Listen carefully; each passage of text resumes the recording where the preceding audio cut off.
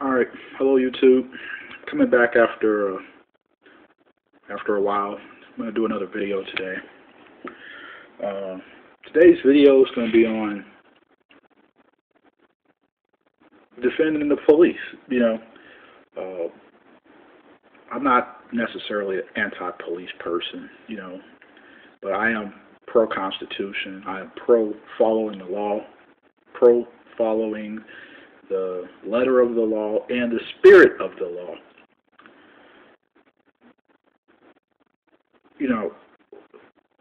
In order to understand what's going on, you have to have some insight into the mindset, of government, of the police. And the example I'm going to use today is police retirements, police pensions, and so forth. All across the country now, you have, police on a regular basis. They conduct what's called SWAT raids, special weapons and tactics. These SWAT teams they came up with back, a few decades ago. So you have these officers, they're kicking in people's doors, conducting drug raids, fugitive task force, etc., etc.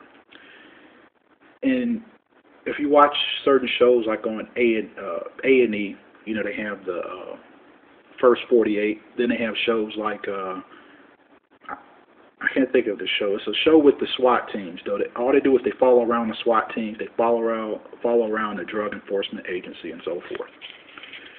And all these people do is, as in their own words, they apprehend dangerous fugitives or people that's destroying the community and so forth. And they put their life on the line, because there is a possibility they could face gunfire and so forth. That, okay. And unfortunately, some officers have been shot and wounded in the line of duty.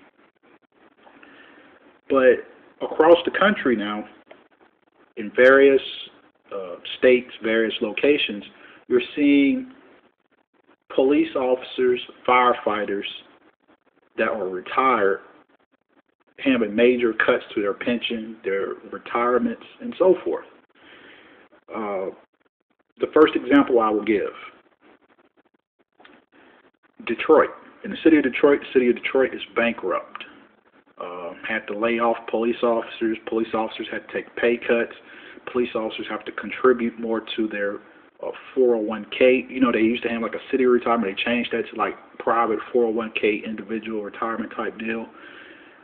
They were working 12 on, 12 off. The police union had a sign up saying, "Don't come to Detroit, it's too dangerous." All this was reported in the Detroit Free Press. I follow that paper pretty often. So they were doing, all this stuff in Detroit. And in this video, I'm going to do a correlation between corruption and not following the Constitution and the harm that's not only befalling the citizens, but also the police themselves and the firefighters themselves, the people that purport to be noble and all this. They're suffering from their own actions, their own blindness to what's going on. They're suffering too. And I'll use the city of Detroit and a few other places as an example, and I'll move along. All right, so what's going on in Detroit? Just fast forward. Detroit was run by corrupt politicians, leaders, and so forth. The city was blatantly lying about how much they had for their pension funds. They were living in a fantasy land. The former mayor, Mr. Kilpatrick, got like 20-some years in prison. One of his cronies got years in prison. But they were doing some illegal stuff with city funds, lying under oath, wastewater, sewage plant deals that were illegal, and all this type of stuff. And also in Detroit, one of the council members was jailed too for corruption. There's a lady by the name of Conyers, but she's married to a Congressman Conyers, and one of the council members was involved recently in a text messaging scandal, and he had to flee the state, and he left, and they just basically fired him for being absent from council meetings and all this stuff. Outrageous stuff going on in Detroit. But I have to give you a bigger picture of what's going on so you can understand how the police themselves are suffering, right? So all this is going on with the corrupt politicians, right? And so the politicians have been lying for a long time about the funding for the pensions and so forth. So it all came to a head recently over the past summer when Detroit had to file for the largest municipal bankruptcy in history. The city filed for bankruptcy. They have an emergency manager out there in Detroit. Basically, he controls all the purse strings.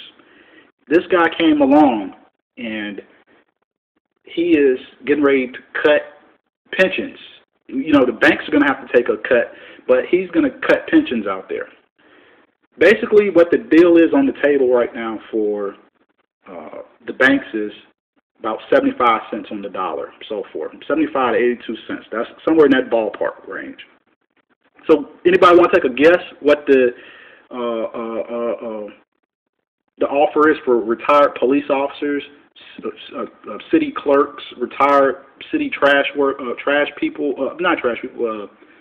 retired sanitation workers, and retired secretaries for, you know, like the county administration out there or the city administration out there in Detroit?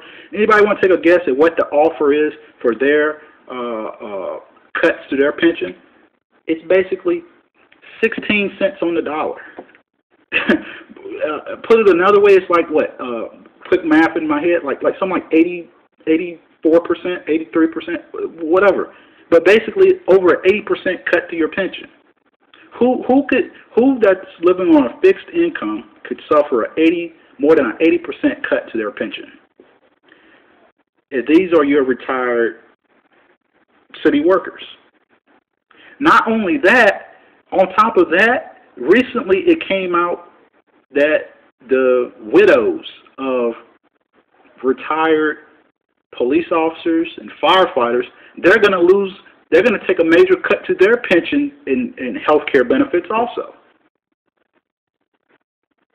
But are the police, are they reading this? Are they reading the funding unfunded pension liabilities for their retirement fund? Or do they just blindly trust what the union tells them? Or do they just blindly trust what the politicians tell them? Now let me point this out. That's just the city of Detroit. The city of Detroit's in shambles. Then you have the city of Stockton. They also filed for bankruptcy. They also cut their retirees' pension benefits. Matter of fact, there was a retired police officer with a brain tumor. He was crying at the city council meeting, saying if they cut these health care benefits, if they cut his pension, he's going to die because he has a brain tumor. This is all reported by the Stockton newspaper out there, the local media out there. You can do a Google search, and you can look at the video of the city council meeting for yourself and look at the retired workers crying because they say they're going to die. They're going to lose their home. They're going to be homeless. They're going to be destitute. So you have Detroit, Stockton, California. Then you have the city of Central Falls, Rhode Island. They also went bankrupt. They also cut their retirees' pension funds by, more than 50%. Matter of fact, they had a retired police officer there in Rhode Island, in that same city of Central Falls. He took a bullet back in the 70s to his hip, and he took like a 70% cut to his pension. So, my point being, though, is if a police officer gets hurt in the line of duty or shot, you get all these various police agencies responding. They're talking tough. They're out there in force. They have their face all on the TV. But where's all the police officers and the national police organizations speaking up for these retired police officers that in many instances took a bullet in the line of duty? Where are they speaking up? Why aren't the active duty police officers speaking up? You know, why aren't the current police, I shouldn't use the word active duty, they're a civilian force. They are current police officers that are currently in public service. Why aren't they speaking up? Where's the courage to, they got the courage to go kick in somebody's door of a drug dealer, but they won't speak up on their own behalf? I'm going to come back in part 2 and maybe explain. my thoughts on